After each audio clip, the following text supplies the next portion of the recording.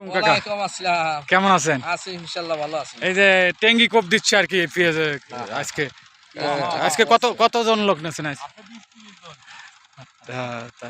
তাই পেঁয়াজ কত পাখির মতো লাগাইছেন এবার? ও 5-6 একর, 6 অর্থাৎ একরের নাগাল।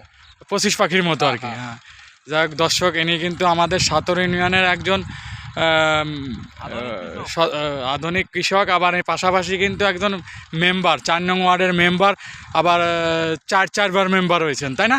মাশাআল্লাহ। তারপরে ওই যে কৃষিকাজ করে, কৃষিকাজে কিন্তু উনি খুব উন্নতি করেছে। এই অর্থ এলাকার ভিতর পেঁয়াজ সবার থেকে, যে আলি পেঁয়াজ সবার থেকে বেশি লাগাইছেন, না কি বলেন? হ্যাঁ, বেশি লাগাইছি। যাক, তাই যে খরচের পরিমাণ মানে পরিমাণ হলো, এবার যদি পেঁয়াজের দাম না থাকে তাহলে খরচ তো একটা সমস্যাই। তার কারণ হলো কি, দানা মাছ গেছিল, দানা কিনে কেটে লাগাইছিলাম, আবার কিছু বাড়ির লাগাইছিলাম। যেখানে কিনছিলাম সেখানে দানার দাম ছিল হলো 4,042-4,500 টাকা। ওই সময় এরকমই দাম ছিল।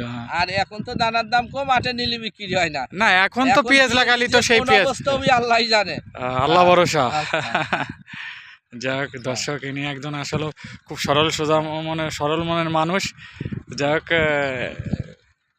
সবাই দোয়া করবেন ওনার জন্য, ঠিক আছে? কি বলেন আপনারা, সবাই দোয়া করবেন? হ্যাঁ, উনি একজন ভালো মনের মানুষ নাকি? হ্যাঁ, যাক আলহামদুলিল্লাহ। দর্শক, যাক এই কাকা, আজকে কাকার সাক্ষাৎকারটা নিলাম। সবাই অবশ্যই লাইক, কমেন্ট, শেয়ার করবেন ইনশাআল্লাহ। আর কাকা